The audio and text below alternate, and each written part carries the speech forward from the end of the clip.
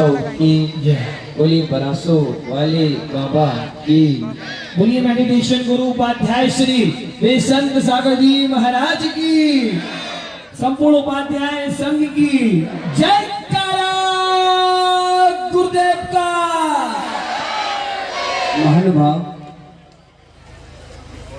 आप सभी लोग बड़ी दूर दूर से आज दोपहर को इसलिए आए हैं कि आज जो सुलक्षणा देवी माँ के रूप में है, जिन्होंने कल रात्रि में 16 सपनों को देखा और उनके गर्भ में तीर्थंकर बालक का अवतरण हो चुका है और वो 7 महीने भी, बड़ी साहब शादी का बल हुआ कब होता है? 8वें महीने, 7 महीने भी व्यतीत हो गए। अब जो लेडी होती है, जो गर्भवती होती है, हमारे व्यवहार जीवन में एक सिस्टम लोगों ने बना रखा है कि जो महिला 7 और 8 महीने की गर्भवती हो जाती है, उनके मायके पक्ष के यानी उनकी बहन, उनके जीजा, उनके पिता, उनके मामा, उनके रिश्तेदार, उनकी बुआ, जो भी हो, वो सब लोग थाल में मेवा, मिष्ठान, बिस्वा के लड्डू, मखाने, मांगलिक द्रव्य भर भर के लेकर आते हैं और उस गर्भवती महिला के गोद में देकर के कहते हैं कि जिस बालक को तुम जन्म दे रही हो वो तुम्हारे कुल का क्या करे, प्रगति करे, नाम करे, प्रसिद्धि ले, और इस शुभकामनाओं के साथ उस माँ की गोद भराई का कार्यक्रम करते हैं। और यही सिस्टम तीर्थंकर की माँ के उस काल में भी हुआ जब तीर्थंकर चंदा प्रभु उनके गर्भ में आ गए। उनके घर के परिवार के रिश्तेदार, सारे कुटुंबी जन, जैसे आज आप लोग दूर दूर से इकट्ठे हुए हो, ऐसे वहां भी आए। और उस समय हम तो सिर्फ डबरा नगर को सजा कर रखे हैं, उस समय तो पूरा 3 लोक सज कर तैयार था, क्योंकि इस लोक का स्वामी नहीं, 3 लोक के स्वामी का गर्भावतरण महोत्सव मनाया जा रहा था। लोग क्या बात बताएं आपको,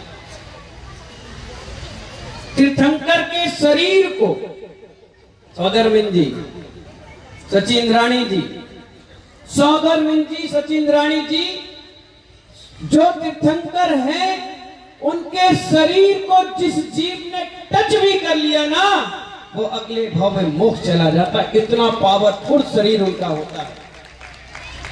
शांतिनाथ, कुंथुनाथ, अरहनाथ ऐसे तीर्थंकर हुए जिन्होंने चक्रवर्ती पद को प्राप्त किया। अब चक्रवर्ती का तो नियम है कि उसकी पटरानी नियम से नरक जाती है। 96,000 रानियों की इकलौती पटरानी और नरक जाती है। सिद्धांत तो उल्टा हो गया, वो तीर्थंकर की पत्नी और नरक कैसे जाए। सिद्धांत में भी एक संशोधन हुआ कि उसने तीर्थंकर के शरीर को स्पर्श कर लिया, इसलिए वो नरक नहीं जाए। कितना बड़ा उदाहरण पंडित जी साहब, कितना बड़ा, और एक नहीं 3 शांतिनाथ, कुंथुनाथ, अरहनाथ। और हम तो ठीक है, भगवान को स्पर्श नहीं कर पा रहे, भगवान को जन्म देने वाली माँ का स्पर्श करके जा रहे हो कि गोद भराई कर रहे हैं। इस भाव में नहीं तो कभी न कभी भाव में तो निर्माण की प्राप्ति करेंगे। ये शुभकामनाएं देते हुए हम इस मंच से उनको आशीर्वाद दे रहे हैं, आप शुभकामनाएं दे रहे हैं कि हाँ, काश अगर मेरा जन्म स्त्री पर्याय में हो भी गया तो मुझे मरु देवी और सुलक्षणा जैसे माँ के रूप में देना कि मैं अपनी कोख से किसी तीर्थंकर को जन्म दूं, किसी मुनियों को जन्म दूं। तो महानुभाव, एक गोद भराई का कार्यक्रम है, खाली हाथ नहीं होता, कुछ ना कुछ मांगलिक द्रव्य उनकी गोद में डाली जाती है। और वो जब गोद में डालती है तो वो भी अपनी गोद से निकालकर किसी ना किसी को शुभकामनाओं के रूप में देती है। और वो शुभकामनाएं मालूम है महानुभाव, दी हुई चीज इतनी मांगलिक हो जाती है कि घर से आदि व्याधि, ऊपरी बाधाएं छू मंतर हो जाती है, क्योंकि वो तीर्थंकर की मां, इतना बड़ा नियोग रहता है। और आप सभी लोग इस क्रिया को मोद क्रिया कहते हैं, सीमंत्री क्रिया शास्त्र भाषा में कहते हैं। ये क्रिया भी यहाँ पर आप सभी लोग देख रहे हैं। अंदर एक बॉक्स बनाया गया है स्फटिक का, उसमें भी ये सारी क्रियाएं वहां पंडित जी मंजूषा के रूप में कर रहे हैं। ये बाहरी क्रिया है, वो अंदर की क्रिया हो रही है। एक पंडित जी अंदर काम कर रहे हैं, 3 विद्वान वहां लगे हुए हैं, 2 विद्वान बाहर और पंडित जी यहाँ हैं। इधर मैं हर तरफ से उस क्रियाओं को छोड़ा नहीं जा रहा। और महानुभाव कितना सुंदर याग मंडल वेदी पर भक्तांबर विधान, श्रेष्ठ नाम विधान, शांतिनाथ विधान, कितने वास्तु विधान, कितना धार्मिक अनुष्ठानों के साथ वो एक पत्थर की प्रतिमा में जान डालने का काम कर रहे हैं। सिर्फ एक लाइन का सूर मंत्र से काम नहीं चलता। अगर किसी लड़की की मांग भरना है तो चुटकी भर सिंदूर होता है, लेकिन 3 दिन और 3 महीने पहले से तैयारियां चलती है। उसी प्रकार किसी भगवान में सूर मंत्र देने से पहले 5 दिन 7 दिन तक साधु का भी माइंड मेकअप किया जाता है कि जो मंत्र आप देख रहे हो वो मंत्र लौट कर लोगों के लिए महामंत्र का काम कर जाए।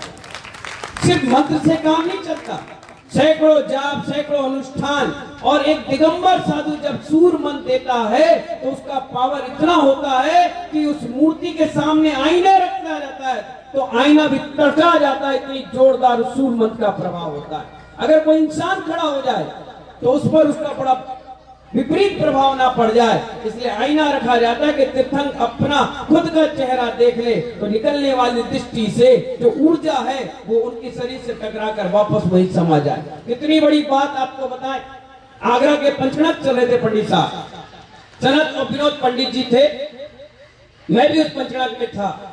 मुझसे बोले महाराज श्री चलिए आप। मैंने कहा कहाँ? बोले मूर्ति को अस्थायी वेदी में शिफ्ट करना है। मैंने कहा पंडित जी आप कर लो। बोले नहीं महाराज जी, अगर मूर्ति को हमने छुआ या हटाया तो एक मूर्ति के साथ हजारों देवी देवता होते हैं। अगर कोई भी हम पे अटैक कर गया तो हम पंडित गिरी छोड़ना पड़ जाएगा। मैंने कहा अच्छा, और मैं चला जाऊंगा तो? बोले आप दिगंबर स्वरूप हैं, आपको देख के देवता भी नतमस्तक हो जाएंगे। मैंने कहा हमारा कुछ नहीं बिगाड़ेंगे। बोले बिल्कुल नहीं। मैंने तो चलो।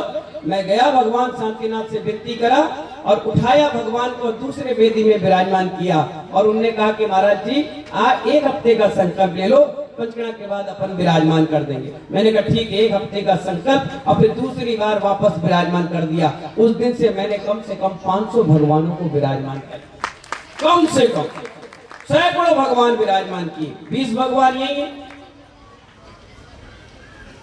20 भगवान ही मंच पर विराजमान है। कहां कहां दुनिया 13 मंदिरों में यहाँ के प्रतिष्ठित भगवान पहुंचेंगे। डबरा की ख्याति 13 मंदिरों में फैल गई। कहाँ चंपापुर, कहाँ सम्मेद शिखर, कहाँ गोहर, कहाँ मो, कहाँ बरासो, कहाँ छीमक, कहाँ बुजुर्ग रोड, और कहाँ जयसवाल चंदापुर मंदिर, और कहाँ करियावटी। कितने मंदिरों में कहाँ कहाँ से लोग महानुभाव। सारा आप सभी का नसीब और पुण्य की क्रियाएं हैं। यहाँ भी हम सभी लोग इस पंचकनक के माध्यम से उस माँ को बधाइयाँ और शुभकामनाएं देने के लिए कितनी दूर दूर से आए। आप सभी लोगों की गोद भरे रहे और जिसकी भरी है उसका घर हरा भरा रहे, इसी भावना के साथ ये क्रिया कर रहे हैं। और इस क्रिया को करते करते रात्रि में हम सभी लोग देखेंगे कि कैसे महासेन जी 16 प्रश्नों का उत्तर देते हैं, कैसे सौदरमिंद अष्ट कुमारी का और 56 कुमारियों की ड्यूटी लगाता है, कैसे कुबेर चंद्रपुरी बनारस नगरी को सुंदर डेकोरेट करता है। सबसे बड़ा वास्तु आर्किटेक्ट होता है कुबेर। कहाँ है? कोट पैंट कैसे पहन ली? खड़े हो जाओ, सोचिए, विचार करिए। इतना गजब का आर्किटेक्ट, तुम्हारा कंप्यूटर फेल, तुम्हारे वास्तु वाले फेल। कितनी सीढ़ियां होना चाहिए, कहाँ गेट होना चाहिए, कहाँ रसोई होना चाहिए, कहाँ कौन सी वस्तु होना चाहिए, किस दिशा में तीर्थंकर बैठेंगे, कहाँ उनका जन्म कोठी होगी, हर चीज उस कुबेर के हाथ में होती है। इसलिए कहा जाता है इंग्लिश में उसको सुंदर आर्किटेक्ट। बिना नक्शा के सारी व्यवस्था बनाता है और बिल्कुल आगम अनुकूल व्यवस्था बना करके देता है। समोसन हो, मंदिर हो, सब कुबेर के हाथ में होता है, सिर्फ सौदर की आज्ञा। क्यों? क्योंकि जैसे फलों का राजा आम, फूलों का राजा गुलाब, तिरंचों का राजा शेर, नरों का राजा चक्रवर्ती और इंद्रों का राजा सौदर इंद्र होता है, उसी प्रकार राजा के भूमिका में रहकर वो सब आज्ञा देता है और जितने देवी देवता है उनके अनुचर बन करके हर कार्य को करते हैं। आज हम सभी लोग उस माँ की गोद भराई के कार्यक्रम में आप देखिए पूरा परिवार इकट्ठा होकर कल्प तरु परिवार, कौन सा परिवार? कल्प तरु परिवार। आज मोदी परिवार यहाँ इकट्ठा हुआ है और उस माँ के गोदी भराई के कार्यक्रम में सम्मिलित हुआ। एक बार उनके परिवारों के लिए जोरदार तालियां बजाते हैं। और पूरे परिवार परिकर के साथ यहाँ आया, खूब जोरदार उन्होंने भक्ति आराधना की। अभी बहुत लंबी चौड़ी लिस्ट मेरे पास रखी है, मैं तो ब्रेक में इसलिए कार्यक्रम आपको समझा रहा हूँ कि आपकी भावनाएं और बढ़ना चाहिए और उत्साह और आनंद आपका 4 गुना होना चाहिए। मुनिराज के मंगल प्रवचन इसलिए होते हैं कि अगर सोई हुई जनता है तो उसमें ऊर्जा का काम करते हैं, ऊर्जा आ जाती है तो उस ऊर्जा से मालूम है जब मैच स्टार्ट होता है ना तो कप्तान 10 के 10 प्लेयरों के कंधे पर हाथ डालकर कुछ नहीं बोलता, वो सिर्फ इतना बोलता है चाहे करो चाहे मरो, अपन को मैच जीतना है। इतना बोलता है, खिलाड़ी टूट पड़ता है, हाथ पैर सब तोड़ लेता अपना, क्यों? सिर्फ इतने शब्द ऊर्जा देते हैं। तो ये उपाध्याय बेसन सागर भी तुम्हें ऊर्जा देने आया है, 1 घंटे समय की और तुम्हें आकर के यहाँ ऊर्जा दी कि लो और आनंद उत्साह अपना 4 गुना बढ़ाओ। जो सौदरमिंद नींद ले रहा था, मैंने कहा सौदरमिंद,